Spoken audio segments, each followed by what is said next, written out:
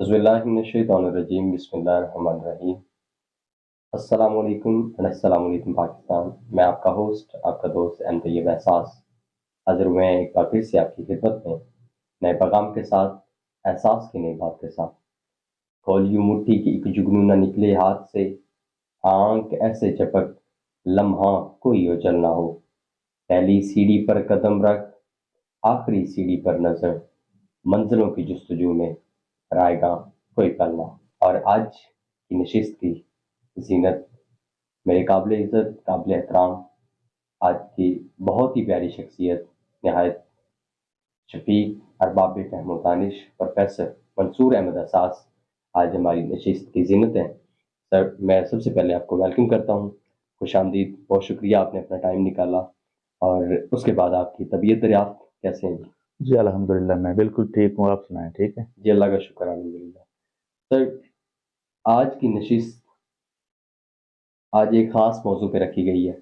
जैसा कि आपको पता है, आपको बताता जाऊँ, मेरे व्यूअर्स जितने भी मौजूद हैं, कि आज की नशिस्त का मकसद ये है कि हम मुआशरे में रहते हैं, इंसान हैं, गलती के पुतले हैं, गलती हो जाती है, खता हो जाती है, अल्लाह से फिर माफ़ी मांगते हैं। मुआशरे में रहते हुए हमने ज़िंदगी भी बसर करनी है। ये अल्लाह की दी हुई नेमत है, जो ज़िंदगी हमें मिली है, ये एक दफ़ा मिली है, ये एक इम्तिहान है। ये और इसे इसमें रहते हुए हमने ज़िंदगी भी बसर करनी है, दुनिया भी बनानी है और उखरवी ज़िंदगी की जो तैयारी भी करनी है। किस तरह से हम इसको जो है वो सारे के सारे मामलात को निपटा सकते हैं। तो सर, मेरा सवाल, आज का पहला सवाल आपकी खिदमत में है। जैसा कि मैंने अर्ज़ किया कि मुआशरे में रहते हैं और मुआशरे में रहते हुए हमसे गलतियाँ भी हो जाती हैं। हम फिर किसी न किसी वाय से, किसी न किसी वजह से अल्लाह ताला की बारगाह में सरमसजूद हो जाते हैं। तो हमें बताइए कि हम शैतान के वसवसों और शैतान की ऐसी अ, जो उसने हमारे सामने रास्ते में रोड़े अटकाए हुए हैं, उनसे किस तरह से बचा जा सकता है?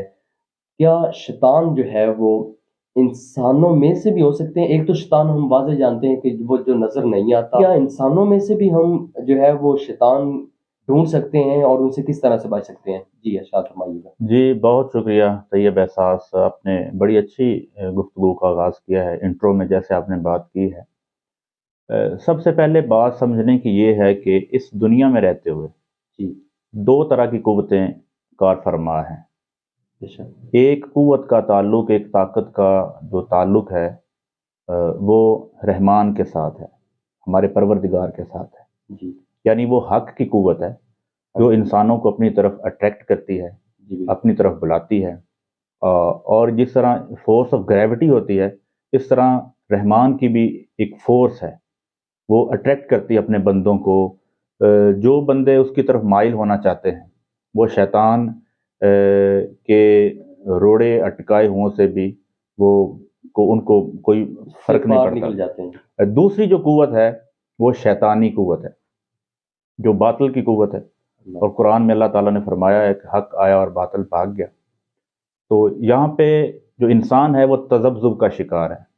हुँ, अब वो एक टाइम तो ऐसा आता है कि वो खुदा की तरफ दौड़ लगाना शुरू कर देता है, सर। और एक टाइम में वो खुदा से दूर चला चला जाता है। जी, बिल्कुल। जी। सर, मैं अर्ज़ ये करना चाहता हूँ, जैसे कि आपने कहा कि 2 ताकतें ऐसी हैं, एक का ताल्लुक जो है वो रहमान से है, दूसरी का ताल्लुक जो है वो शैतान से है।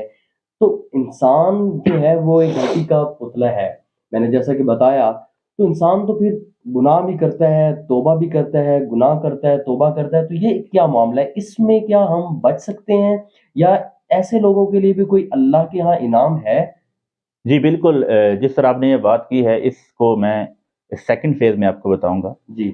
उससे पहले मैं आपको ये बताना चाहता हूँ कि दुनिया के मामलात में हुँ, जब हमारे मामलात डिस्टर्ब हो जाते हैं, बंदा किसी भी परेशानी में, किसी मुसीबत में फँस जाता है, तो एक नेचुरल बात है कि इंसान उस ताकत की तरफ जाने की कोशिश करता है, जो ताकत इंसान को उस मुसीबत से बचा लेती है। जी, बिल्कुल। दुनिया में रहते हुए अगर आप 2 ग्रुपों में तसादुम हो गया है, तो एक ग्रुप ये चाहेगा, दूसरा ग्रुप भी चाहेगा कि मुझे ऐसी सपोर्ट या हिमायत हासिल हो जाए جی کہ میں اس کے اوپر غلبہ حاصل کر سکوں. اب یہ نیچرل بات ہے. جی یار بالکل اسی طرح جب شیطان کی قوت انسان کے اوپر کار فرما ہوتی ہے تو اللہ تعالیٰ نے انسان کو شیطان کے ہتھ کنڈوں سے نکلنے کے لیے بہترین انداز میں اسلوب بتلائے ہیں. آپ حیران ہوں گے اور پوچھیں گے کہ وہ کون سے اسلوب ہیں. جی دیکھیں جی، عام پنجابی میں جب چھوٹے بچے کھیلا کرتے تھے نا، لڑائی جھگڑا ہو جاتا تھا تو چھوٹا بچہ بھاگ کے ایک بڑے نوجوان کے پاس جاتا تھا کہ بھائی یہ مجھے مارتا ہے، مجھے اس سے بچا لو. جی بالکل. بالکل اسی طرح جب وہ پناہ حاصل کرنے کی کوشش کرتا ہے تاکہ مجھے یہ شخص نقصان نہ پہنچا لے. جی بالکل. تو شیطان سے بچنے کا طریقہ بھی اللہ تعالیٰ نے یہ بتلایا ہے کہ جب شیطان آپ کے ذہن میں وسوسہ پیدا کرے، آپ کے دل کے اوپر وہ وار کرے، آپ کے وجود کے، آپ کے اعمال کے اوپر وہ اپنی یلغار کرے، تو سب سے پہلا جو انسان کو اپنے گرد حصار قائم کرنا ہے وہ اللہ تعالیٰ نے ایک دعا کے ذریعے سکھلایا ہے. وہ دعا ہے اعوذ باللہ من الشیطان الرجیم. اس کا کیا معنی ہے؟ کہ میں شیطان مردود سے اللہ کی پناہ میں آتا ہوں. بالکل. یعنی اللہ اپنا جو سارا کچھ ہے وہ اللہ کے حوالے کرتا ہوں تاکہ شیطان میرے کو حملہ نہ کرے. جی بالکل. اس کے علاوہ ہم ایک اور دعا کرتے ہیں اللہ تعالیٰ نے ہمیں سکھلائی ہے شیطان سے بچنے کے لیے، جو شیطان کے اوپر بڑی حاوی ہے، وہ ہے لا حول ولا قوت الا باللہ. اس کا کیا معنی ہے؟ ہم نے کبھی معنوں کے اوپر غور ہی نہیں کیا. اس کا معنی یہ ہے کہ انسان کو نیکی کرنے کی طاقت بھی اللہ کی طرف سے ہے اور برائی سے بچنے کی طاقت بھی اللہ کی طرف سے ہے.